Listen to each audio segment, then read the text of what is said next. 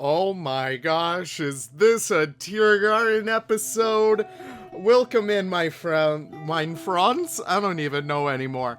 It's been so long since I've actually tried to speak German. Welcome back, everyone, to Tiergarten, Wilhemsdorf. So I do apologize. The series was dormant for quite some time. I got a little wrapped up in some other projects. I'm working on like 20 different things at once.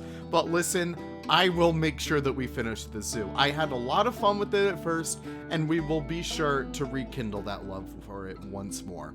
So today we are actually tackling the Arctic fox, easily one of my favorite DLC animals.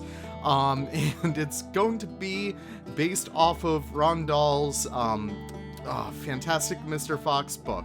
So yes, all my friendly little British people out there, I hope you guys enjoyed this little homage to you guys and your famous little author. This book I've never really had a connection with, but I'll tell you damn what, the movie I did. I love Wes Anderson. I love his interpretation of this story, and it was just a really fun movie that sticks with me till, like, even today. I used to watch it all the time when I was younger, but now here we are, and I still think of it. So the whole purpose of this habitat, I really didn't want to base it off of the tree, because that wouldn't really be too interesting, so I do opt to use, I believe this is Bunce out of Bogus Bunce and Bean. This is going to be kind of based off of his house slash factory. So he does harvest, I think it may be chickens, or it could be squab. I forget which one it is. You may be saying, what the hell is a squab? Well, a squab is an edible pigeon. Well, all pigeons are edible, but these ones are particularly farmed for their meat, which is very interesting. So all things being said, here we go, making the entire house. It is based off of the movie interpretation. So if you guys are book purists out there, I do apologize. And maybe if someone wants to get me the book, I'll read it. Who knows if I even know still how to read. But everything being said, it was just so really fun to make this entire habitat because, I don't know, just working on these big set pieces in here, this is the stuff that I really do miss when it comes to like these big theme zoos. You don't really get that too much with Hope Island, where the most theming I do is a big rock structure for Aodat or something, or even murals in the back that were hastily painted on.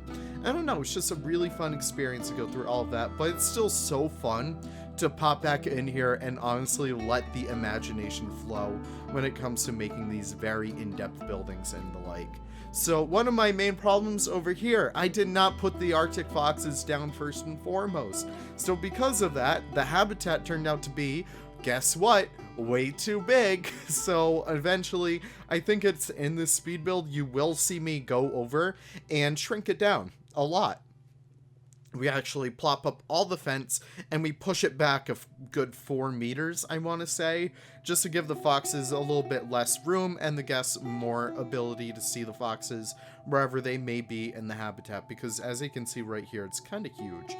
But I don't know, it's just a really fun habitat to get back in here with. Again, I'm doing my classic tried and true, replace all the poles with the wooden beams because hell, that looks amazing. And we also do a little bit of a artificial kind of walkway through here. Usually in this kind of circumstance, you wouldn't see zoos do like asphalt and stuff like that. Usually animals don't like it. It may even cause them a little bit of stress, but guess what? Tiergarten is all about fairy tales, and in fairy tales, all my animals actually like that kind of stuff. So we just dress it up a little bit more with some cypress trees, and we go back over here and we use the same foliage palette as we did before with our beautiful London plane trees, with our birch trees, and we do throw some ground cover around here around the path as we've been doing before. It's just a really nice way to separate out areas where guests aren't supposed to go. It's not really my favorite method. It's a lot more fantastical, I guess you could kind of describe that as. We also put a few cork oak trees in the middle over there to really separate the nature from the farm itself. And essentially what we do, we set up the rest of the habitat. You see me struggle with them a little bit. They're too freaking small. Oh my gosh. Also, I would have put Red Fox in here, but as you guys have heard me say in previous videos, I am not going to be using any mods in this zoo, just because Sugar Pine went really well. I don't want to leave this one in the same boat. well, I don't want to ditch another boat for another one. I really want to have multiple series running at once where I challenge myself to build with the constraints of the game, and a couple others where I use modded props, others where I use modded animals, yada, yada, yada. You guys know how it goes. But I don't know, I'm very excited to see how this one turns out, because you guys get to download this instantly and play with it once it's out, so that's going to be really fun. Also just lining up the rest of the habitat. You guys saw, yep, there we go, we pushed it all back right there. And we have to redo all the paths as well, which it's not too big of a deal. Listen, I've been teaching myself to really be okay with big changes in zoos. I've been teaching myself to really be okay when it comes to, hey, listen, Leaf, this does not look good in the slightest. Change it right now. And I tell myself, yes, Leaf, I am more than happy to do that. So yeah, that's a little something that I end up doing over there. We also do, like, I really want to do like rows and rows of the squab houses, chicken houses, whatever they are. I really don't know, but I end up doing just one, and we have that as like kind of like a greenhouse looking thing. You guys will see it come into play in just a little bit. We throw down some more benches and some bins for everyone, and we have that metal thing over there. I don't know what we changed that out for, but I really don't like it looking back at that. But yeah, unfortunately, you guys missed out on me making it. So essentially what I did, I used all the greenhouse pieces, and I used the corrugated iron to underlay. Wow, I can't really talk today. To underlay it so it does look like it's made all out of corrugated metal, but it's still pretty sectioned off, kind of like a greenhouse. And essentially what we do after that, we go through the entire habitat and we go and line it up with some nice mulch, because hey, that's exactly what I do to make shit look good. And we also plant some stuff on there right afterwards to really keep it in line with the rest of the habitats. I hope you guys still love those habitats, because I still go back to them and I'm like, damn, I had so much fun building those. Those were really, really fun to put together and like kind of make with you guys. But going through here and just making sure everything's perfect, even though we do cover it up with some plants later down the line, I really just wanted to make sure that everything flowed nicely throughout this entire place. Especially the nettle. Oh my gosh, I loved using the nettle. And ZZ, if you're watching, I still love your plant packs. They're still some of the most useful things I've ever used in my entire life, so thank you for those. I really got to get into the habit of using them like 10 times more often, because they really do help to take builds up a new level. And again, this is pretty much just finishing touches for the last part of the video. I'm sorry, I had like a whole cup of coffee before this, and my whole brain is going jittery on me. But essentially what we do over here, we just do all those tiny, tiny little details. I probably will have a little bit of a stand over there, maybe pretzels or something, once we actually do get back in the file.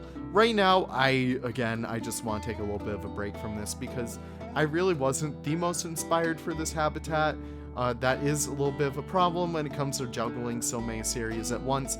I don't want to leave anyone's behind, but sometimes I'm just not feeling a series.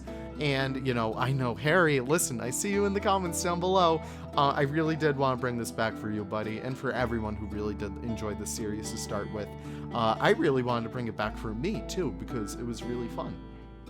But unfortunately, inspiration doesn't really... it's not something that you can force, and that's something that I've really just grown to accept. So I start projects and never finish them. So that's essentially how I handle that whole bill of things. We also dress up the rest of the habitat with some more crowberry bushes. I didn't use the periwinkles in here just because I really wasn't feeling them. The crowberry bushes really helped to sell a lot better vibe for what I was going for in here. But we also used the rest of the bracken in here and make everything look nice and fine and lush and feels nice in the end. And I don't know, I'm very happy and satisfied with how most of this habitat turned out. I'm probably going to do a little bit of building in between episodes just to really make this habitat whole stand out. But hey, that's pretty much it. That's the entire speed build. So I really do hope you guys enjoyed the B-roll. I really do hope you guys enjoyed this episode. It was really fun to put together for you guys. But with everything being said, I really do appreciate you guys stopping by once again for another Leaf episode. And I can't wait to see you guys in the next one. Take care and have the most wonderful of wonderful days. I'll see you guys in the next one. Peace.